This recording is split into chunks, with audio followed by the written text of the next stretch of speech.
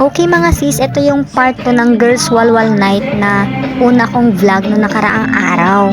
Ngayon, magpanggap nga naman tayo ng maraming pera. Char! For the preparation ng mga sisi nyo ng food for dinner, meron kami dyan crabs, shrimp, and ulo ng salmon, tsaka pang adobong karne ng baboy. Ayan na nga't si Janet nagutom atag, halong-halongkat siya.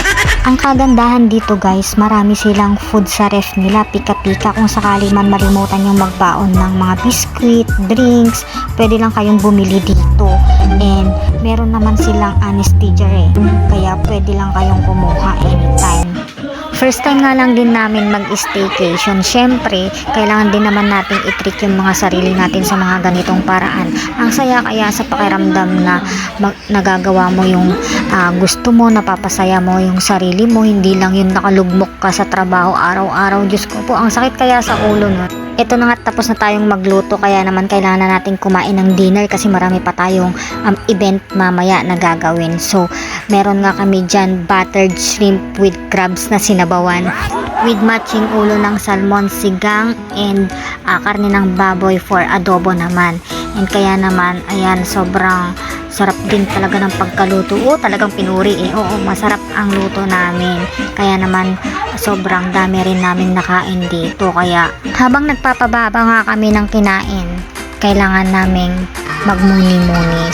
Magmuni-muni, hindi. Mag-picture-picture para naman masulit namin yung pagkakataong nandito kami. And napakaganda ng view, lalo na kapag nandun ka sa rooftop. Grabe, solid, ang ganda. Kaya naman ang sisi nyo, nag-prepare na nga ng maiinom para naman bago matulog, meron tayong konting hilo, day. Oops, mahilo, joke lang, para makapag-relax and makapag-chill out na din, makapag-enjoy habang nandito tayo sa panaginip. Panaginip, dahil syempre, ngayon lang may pera tayo.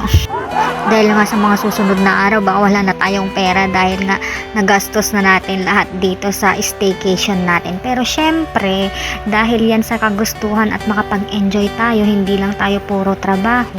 And isipin na din natin yung mga sarili natin na makapag-relax. Dahil ang pera ay mabilis lang yan mahanap. Ang mga pagganitong pagkakataon, Diyos ko po, nako, hindi na natin maibabalik ang kahapon. Ang lalim nun, ang mga ganitong pagkakataon. Kung mapapansin nyo guys, puro mukha ko yung nasa video ngayon kasi flex ko yung kagandahan ko.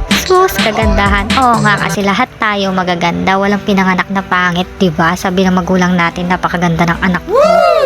Char, nilibot ko lang kayo quickly dito for the aesthetic room namin na nirent. Kaya naman habang nag-drink kami, nakuha namin kumanta kasi parang masarap sa feeling na nag-chill out ka tapos may matching kanta-kantahan lang kayong mga magkakaibigan, diba? Kaya mga sis, kung malapit lang kayo dito sa A. Bonifacio, Silindin Condominium, pwede kayong mag-book dito. I hope nag-enjoy kayo. Thank you for watching and don't forget to like and subscribe.